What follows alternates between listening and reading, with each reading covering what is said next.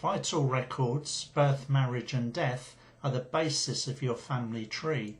Remember, these records weren't created with the family historian in mind, so it may not be easy to find an individual.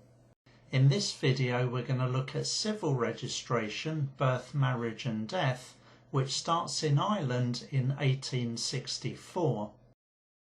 Start your research with your grandparents' marriage. From this certificate you can find their ages and then look for their births. From that certificate you can look for a potential marriage, and so your research goes back in time. For Ireland there are just two websites to use: civilrecords.irishgenealogy.ie for indexes and certificates.ie for the certificates.